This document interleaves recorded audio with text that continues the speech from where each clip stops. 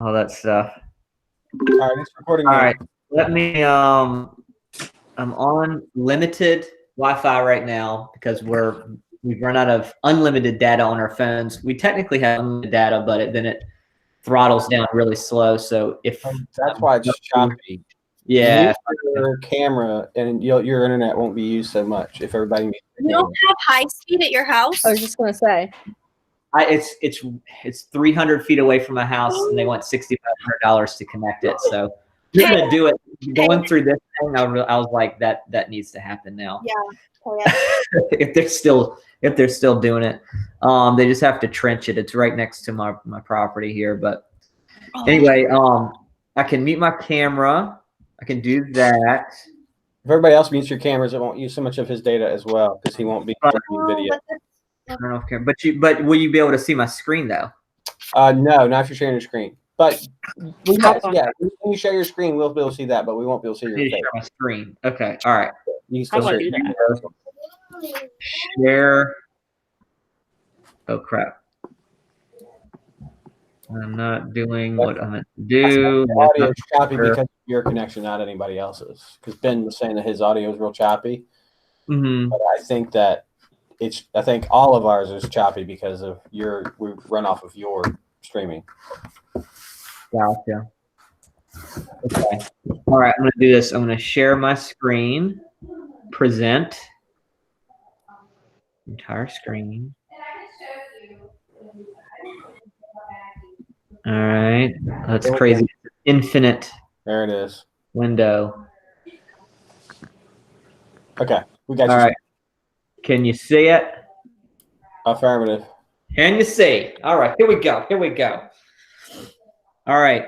So I threw this together this morning because Mrs. Nance said that she wasn't feeling well. I had a feeling she might not be able to do it. So I apologize for any typos or any things that make no cognitive sense because I was just throwing it together. But I had a lot of thoughts. I've had a lot of ideas on this before, but I just hadn't organized it until now.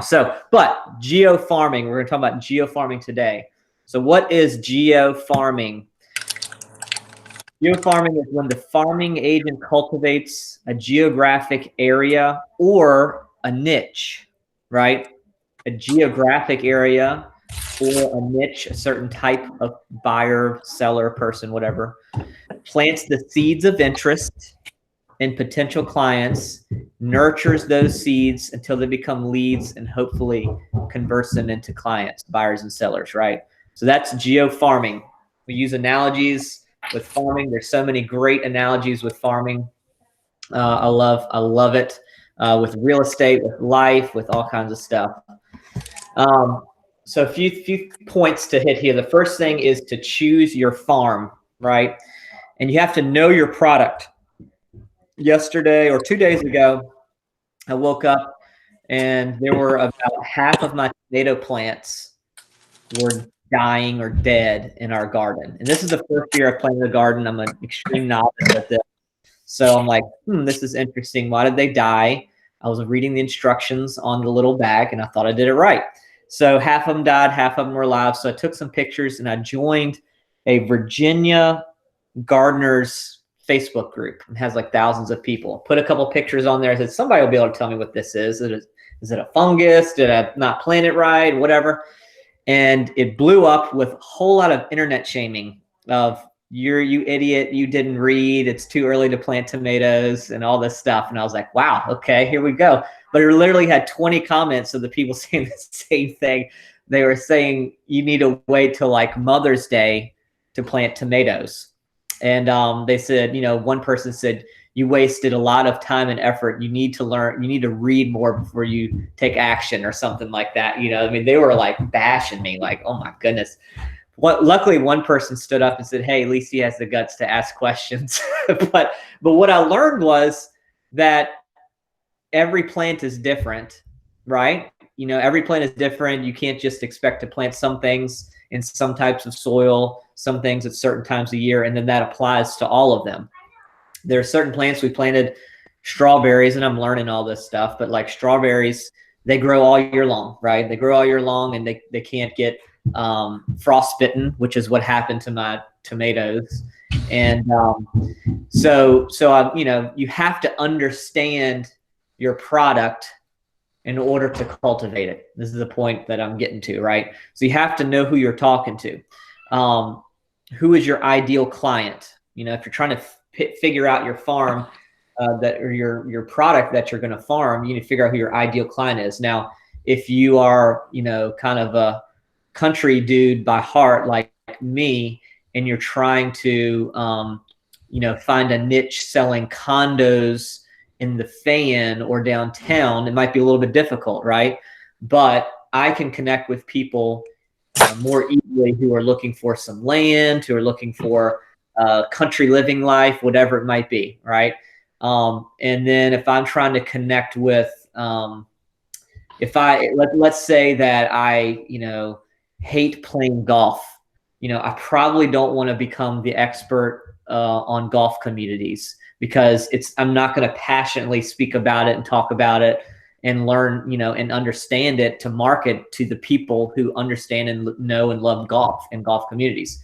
Now, you could become that person. You know, I know people, there's a guy, Tyler Smith, who talks about niche marketing. And he said when he first started real estate, he said he knew nothing about wine, but he said he knew that people who drank wine were the type of people he wanted to have for his clients. So he said he created these wine clubs. He created a wine club, and he grew a tremendous business out of a wine club. So he became a wine expert. He understood it and actually turned in there. He liked it, but he was like 21 years old. So he just started really drinking wine. And then, you know, he understood the product after a while, and then started to learn how to nurture those people. So when you're trying to think about your farm, think about the people that you connect with, right? It can be geographic in a location, or it can be niche, the type of person or interest or things that connect with you, and you can connect with them. What do they do? What are the things that they like to do? Like we talked about, do they like to golf? Do they like to boat? Do they like to go to the mall and short pump? Do they like to, you know, go hiking? You know, whatever it might be. Figure out what they do, and then you can understand them better, know how to market to them. Where do they live? Again, this is the geographic part of it. So where do these people live that you want to connect to, that you want to become the expert realtor for, right? Do they live in your neighborhood? Do you live in a big neighborhood where you can farm well? Do you live in a region, an area, a county where you feel like you can take over and cultivate that farm because you connect with these types of people? What are some other examples? You guys can chime in here if you want to, but what are some other examples of farms that someone can cultivate? I don't know if this would be a way. I don't know how you would cultivate this, because I don't know how you would know that this was happening unless they told you. But I've somehow managed in the last week to get 2 buyers that are actively looking with me that are moving from a northern state. One from Connecticut and one from New York. I don't know. One was from my mom group and one was from Facebook, I think. But I seem to be having these good connections with people that are relocating to Richmond. That's awesome. Yep. So how would you do that? What do you guys think? How would you connect with people like that? I was reading this and about, I don't know like how legit it is, but like becoming like a relo specialist, or it was like military relocation specialist. I don't know, Elena, if that's like what you're getting, if it's military or not, but I think there's like a certification, whether it's like actually going to help you or not. But if you put that in your signature, that could help you or anyone. If you're like, wow, I keep getting these random relocation people that I'm bonding with, like you could, I'm sure there's a class on it. I'm sure there's a way you can take a class or get a certification on becoming a relocation specialist, and then that'll be your jam if that's what you want. But that's the only idea that I have for that. Yeah, that's good. Yeah. That's good. Yeah. And I've got some ideas. We'll talk about how to connect with those people. That's actually a really, really good one, Elena. Connecting with people moving to a particular area from a particular area. That's, you know, that can be a geographic farm. That's one that a lot of people miss, I think. So I was talking with an agent in the Chesapeake Bay area when I was helping my uncle find a river home. And this was probably 6 or 7 years ago. And he said, you know, he went to this company that was very successful in the 80s and 90s, but they started to die off, and the company was not growing and they weren't doing much. So he came in and wanted to help them grow. So his idea, he started to realize that people were buying these river homes who lived in a particular area, mainly Richmond, Virginia. They were buying river homes on the Rappahannock, on the Pinkatink River, because it was an hour and a half away. And they could get away for the weekend, and it was a perfect spot. He said, so why aren't we marketing in Richmond, Virginia?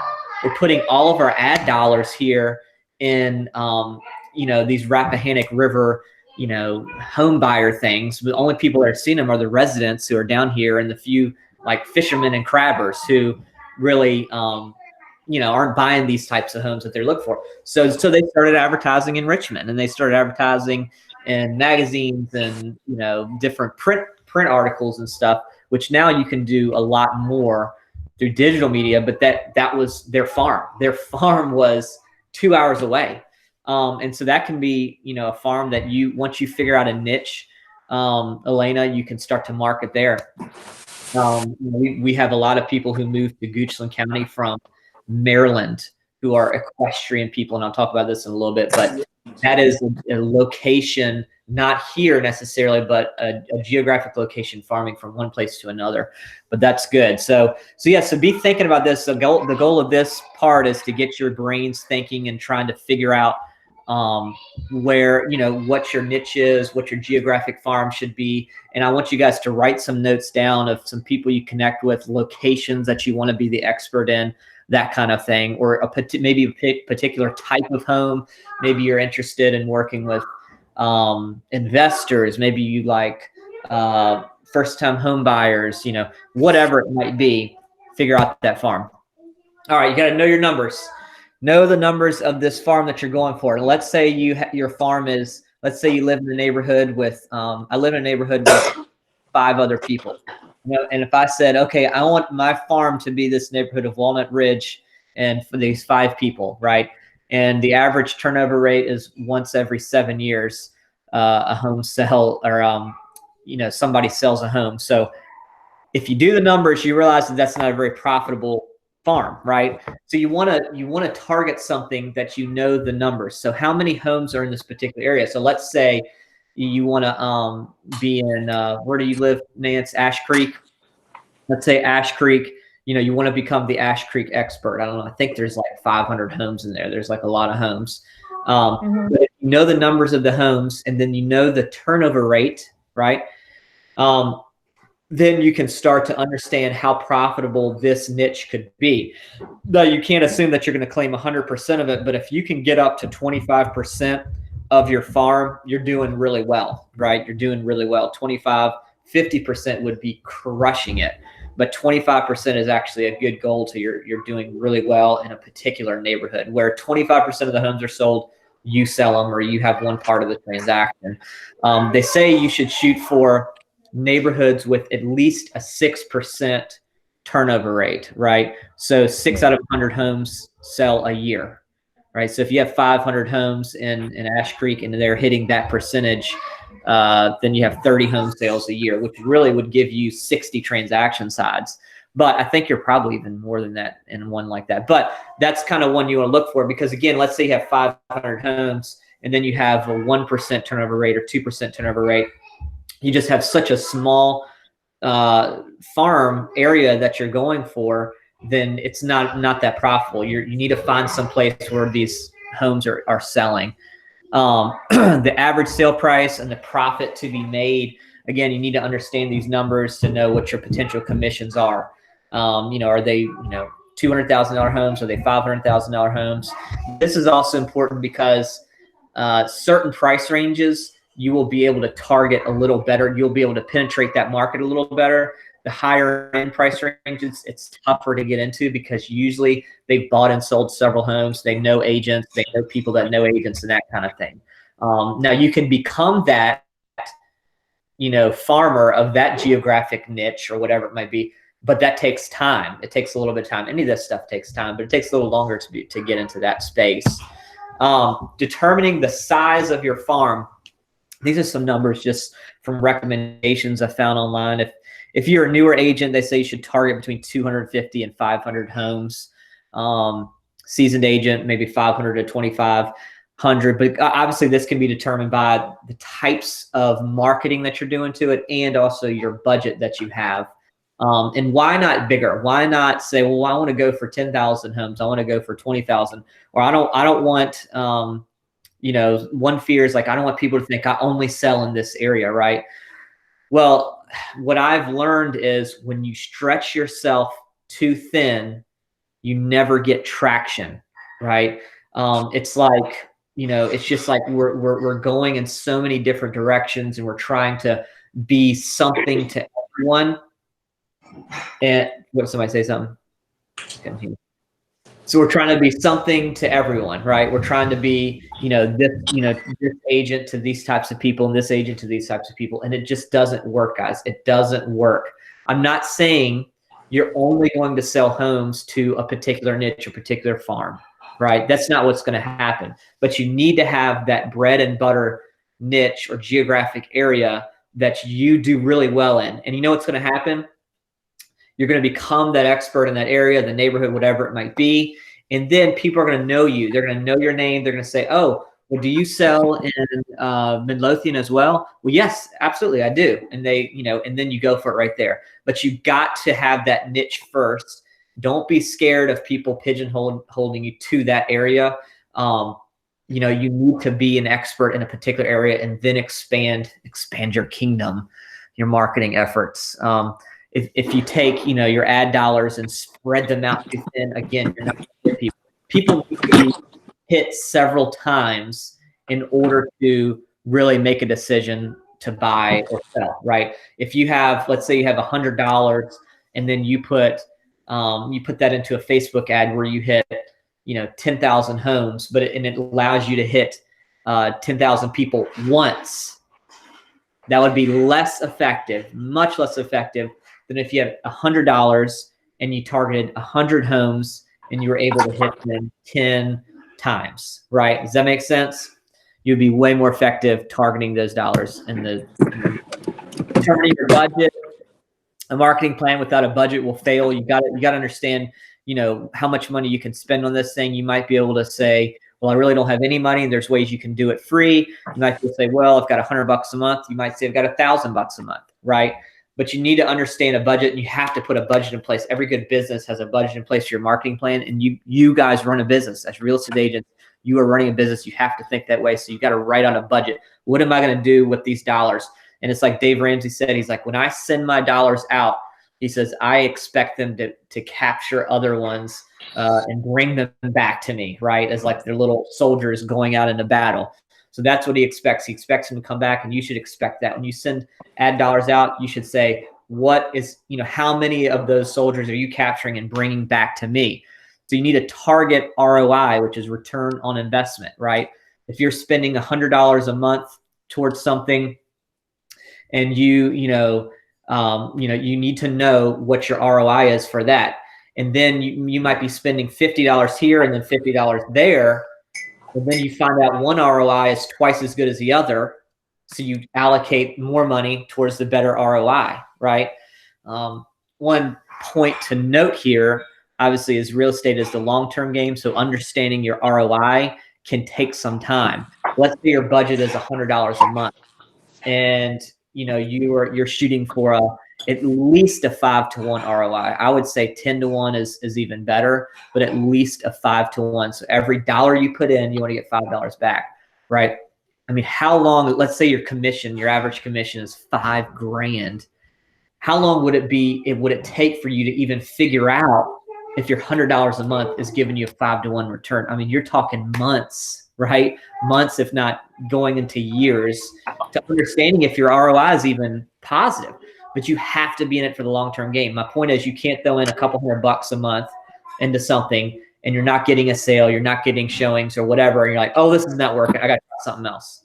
You got to be in it for the long term to understand and know if it's working. All right, planting the seeds. You got to plant the seeds. All right, going back to the farming analogies. Imagine you are running for some public office, right? If you're a real estate agent, you have to think like a politician in a lot of ways. What are they doing when they're running for office? Goodness gracious, we just had a campaign here in Richmond or in Goochland for sheriff, and it was heated and lots of debates and stuff going on. But man, they were advertising crazy, from Facebook, social media to groups. Signs were everywhere. I was getting stuff in the mail. People were knocking on my door, asking for the votes, all kinds of stuff. That's how you do niche marketing, geographic marketing, right? They're doing it, organically from the ground, and they're doing these things to build recognition, build their notoriety, so that when you go to vote, you're like, oh, I know this person. I know what they believe in. I know how they practice. So I'm going to vote for them, right? You want people to cast a vote for you, so to speak. When they go to sell the house, there are so many real estate agents. It is crazy. Richmond has like 6,500 of them in Central Virginia market, just the Central Virginia market. What are you going to do to stand out from them? How are you going to be different? Because most likely with 6,500 people, everybody knows at least a few, right? You need to be the one that rises to the top. All right, so imagine running for public office. Social media, what can we do on social media? Niche groups, right? Niche groups can be a group that you create where people interact on a particular interest, right? Just like the Virginia Gardening Group, where people are there for a particular interest and they're interacting.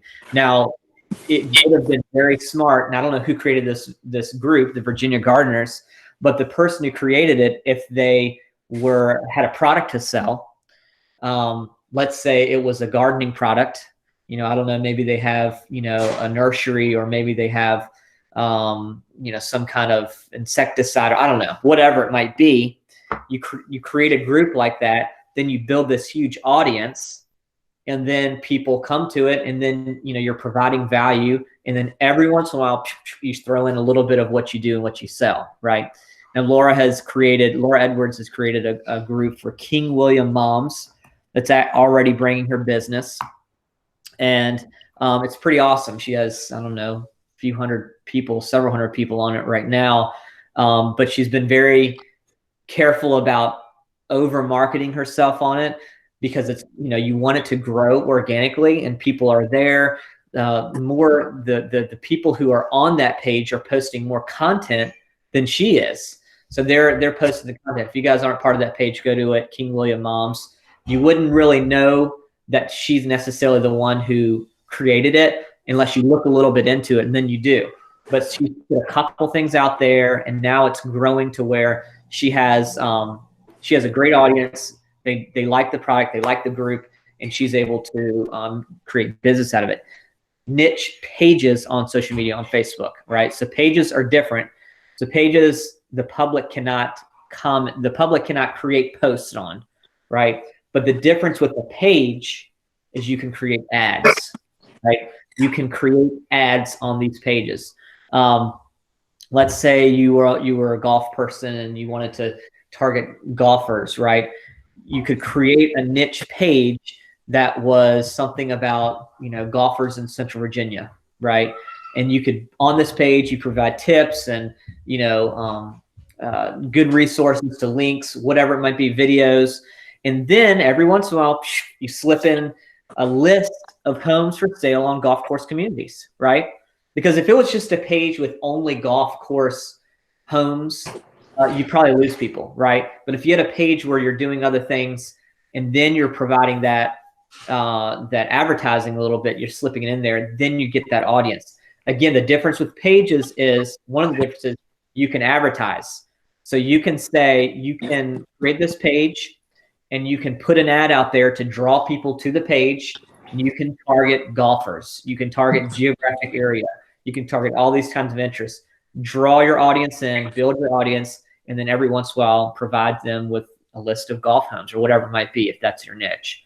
Again, providing value. It can't be just you're trying to sell something every single time. With social media, the key is value. 4-to-1 ratio. We talk about it all the time. 4 pieces of valuable content to 1 advertising content. The same ratio that Facebook uses, that TV uses, the media marketing rule it's called. Again, targeted ads, talked about that a little bit. You can target your niche with the pages. And then putting videos up there, guys. I forget the stat, but it was something like in like 3 or 4 years, Facebook said that 80 to 90% of all content will be video related.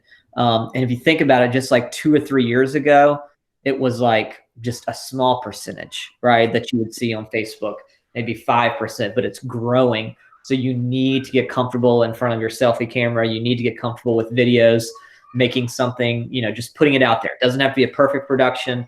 A crappy video does way better performance than a non-existent polished video, right? So just put those videos out there. Another old-fashioned way of doing it is door knocking, meeting people face-to-face in your neighborhood. Probably not now during the coronavirus shutdown. You're probably not going to get a lot of open doors, but this is something that you should definitely consider doing, especially if your niche is the neighborhood, right? You want to become that person. When I first got my license, I said, okay, I'm going to try everything I can try. So I just knocked on every person's door on my street. We weren't really in a neighborhood, but we were on a street. It was probably 20 or 30 doors. I left a little door hanger out of it. From that house and that client, I've probably sold 2 or 3 more over time. I should have been more consistent about it. This was about 11 years ago when I really was floundering to figure out what I'm doing, but it works. It does work. Websites and creating blogs. Okay. So everybody should have a website. Katarina created one through GoDaddy, not GoDaddy. Yeah, GoDaddy, I believe. And it's a free one for a little while. I think probably then you pay a little bit of money. If you want just something very, very basic, you can do that. There's ones that are real estate specific that you can do, and I'll show you examples. But guys, we have websites for you through Boomtown, but these are specific to searching, promoting listings and getting leads from it, which it's awesome. It's proving to be awesome, but it's not going to help you with organic searches and working your niche necessarily. You can use it. You can create searches on it, put it on social media. That is one way, but you want to create you should have a website, even if it's very basic, where you blog and you have content about your niche. And I'm going to show you some examples here. Can y'all see? Hopefully you can see some of these screenshots. Okay. But this is just from the Goochland Living website I talked about last week, but I want to show you guys a couple examples from this. So you want to create content that people are searching for, right? What questions are they asking? In the blog, provide links and a YouTube video. So when you write a blog on your page and you're answering the questions that people are asking, put links to it. 5 reasons, you should buy a golf course, golf fronted home in Richmond, Virginia, or whatever. The 5 best golf communities in Richmond, Virginia. I'm just, harping on the golf thing, but you can, any niche that you wanted. And then shoot a video about it. Standing in front of a golf course, say this is, Hollows and Hanover, and it's blah, blah, blah, right? Shoot a video, put it on YouTube. Why on YouTube? YouTube and Google are owned by, YouTube's owned by Google. And the more videos that you have, the more credibility that you have on Google searches, right? They like this stuff. It builds your credibility. Google likes local sites, okay? Look at these screenshots. If you look at it, I don't know if y'all can see my mouse, but this phrase right here, just moving to Goochland County, our page ranks #1 for that phrase in the world, right? If you're searching in the world and you search moving to Goochland County, our page ranks #1. Now the page is 4 or 5 years old at this point, but we wrote a blog called 11 Reasons Why You Will Love Moving to Goochland, Virginia. If you want to check it out, you can read that. We've gotten great warm leads from that kind of thing. Now these are different types of leads than leads where people, come to our website and they're required to log into something. They're required to log in, they're give us their information. That's not this. This is people are actually searching for us, clicking on it and saying, please contact me. Hold on one second. And if you search that, you can see that blog. Another one that we rank on is horse properties in Goochland, Virginia. And we created a blog. This was a niche. This is a geographic farm in a niche. And what we've learned from this link is, like I mentioned earlier, a lot of people move here from Maryland, DC, even Northern Virginia, and parts of Pennsylvania, because they work in the DC area. They pay very high prices for Maryland homes and Maryland farms, and they come down here and they're like, oh my gosh, y'all's prices are amazing. I mean, I can buy a farm for $1 million. I mean, that would be $3 million in my area. I mean, this is how these people think. So so again, when you search these phrases, notice what's the second and third place links. So we have Goochland Living is number 1 on the horse properties. Lands of America is second to us, right?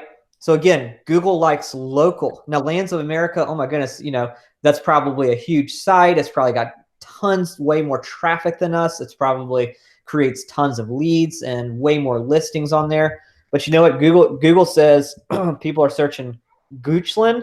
So we like this better. So we're going to give you a higher ranking than the Lands of America.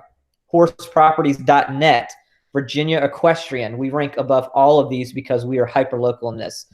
Same thing with the Goochland County. So look at this. Moving to Goochland, we rank above the government site, goochlandva.us. We're ranked above that. Livability.com. I don't even know what that page is, but we're ranking above the Goochland County government pages because of the content that we provided, and people like this content. And Google's algorithms, they start to search all this stuff, and they see your backlinks and the things that you link to, and then other people start linking to you, and then they say, okay, this one is relevant, so we're going to bump them up and up and up. And you want to be on the first page. If you're the first on the first page, you're going to get leads from this stuff. Planting seeds continued. Okay, postcards. Hit your farm every other month with postcards if you're targeting a particular area, right? I recommend doing EDDM for cost efficiency if you have a big enough farm. Now, EDDM stands for every door direct mail. You get specific postage rates. Duke could correct me on this, but I'm pretty sure it was like 13 cents a home versus whatever the postage rate is, 50 cents a home. Postcards, I think you can get it down to like 35 or 38 cents. But when you do every door direct mail, they'll saturate what's called a carrier route. So a carrier route is whatever that postman or postwoman goes out and does in a day. They have a carrier route, right? Now there might be like 5 carrier routes in every zip code. There might be 10. There might be 1, depending on the density. But what happens is, if you say, I'm going to put one in every single mailbox, they print all these out and they stick one in every single mailbox. They don't have to sort it. They don't have to go through and all this stuff. It saves them tons of time. So they give you huge discounts. So you're talking like half to a third of what it costs you otherwise. So you can just Google it. You can find most print shops will do every door direct mail to do this. Get sponsored advertisers, guys. And if you're smart about this, you can get people to pay for it, and you don't even have to pay for it. This is just an example of one we've done. We got a few different companies on here to help us buy the card. So this is the back of the card, and then ours is on the front. And what happens is we end up paying very little for actually what we're getting. If we were to do every home in Goochland, it's like 7,000 homes. If we were to do that, it would be $2,500, something like that. And I can get it down to $500. That's printing and postage, where I actually spend $500. Now, again, I could probably charge a little more for this stuff and get it all completely paid for, but I want to make it competitive and worth it. So, price it, I guess, probably some would argue low. But these people, you can look at it, and I tell people, look, you're getting in front of homes for like a couple cents a home. Like that's what it is, like 2 pennies, and I can get you per home, and I can get you in front of like thousands of homes. So that's how you have to explain to people. Couple this with social media campaigns. So when this goes out, you figure out when it's going to hit the homes. If you're going to mail every home in Ash Creek, look, put out a Facebook ad, target that area, and say, look out for this postcard coming to your mailbox, right? so that when they see the image on your postcard and they see the image on their Facebook, they're going to be like, oh, boom, boom. It's like triggering something in their brain. And they say, I need to check this out. And so for this one, what we did was we created we bought a URL, goochlandpropertyvalues.com, which brought us to our page where people can put in and get what's like a Zestimate. Now you guys have this for your Boomtown pages. It says like sell your home. So, people punch in there and then they're sent a monthly report on what their home is worth. So you could create a URL and direct it to that. You can say ashcreekhomevalues.com, if that exists, direct it to your page's URL and then people will find it there. Obviously they could search any home in Central Virginia and get a value, but you want to make it specific. Again, specific niche. That's what stands out to people. Then harvesting the crop. So once you get these names, once you get contacts, you get inquiries, stuff like this, put them in your database, work them with email campaigns once a month at least. I recommend doing it twice a month, every other week, like we talked about a couple weeks ago, where 1 week you're talking about a motivational, encouraging non-real estate thing. Then the next week you're sending them real estate content, listings, valuable things about selling your house, how to buyer tips, seller tips, that kind of stuff. Phone calls, texts, CRM organization. This is the key, guys. Leads are not the problem. It's the nurturing of the leads is where we have challenges, right? There's an abundance of leads. So once you get them into your system, put them on this plan, call them, text them, organize your CRM. And then you also be ready to answer those calls and those inquiries. Because when people call you now, they're crawling the internet and they say, okay, this person knows about homes in Ash Creek because I live in, let's say I live in Maryland and I want to buy a home because I, know some people in Ash Creek, and they say, okay, I found this agent on this line because they had 10 things about Ash Creek that you should know, or what the 10 best reasons to live in Ash Creek neighborhood. And they found your blog. They're going to contact you. They're not going to wait forever, right? They're not going to say, okay, I'm going to wait for Rachel Nance for 3 days to call me back, right? Rachel Nance needs to call them back that evening or right away if they can, because they're going to fill out another inquiry and then somebody else is going to get it, right?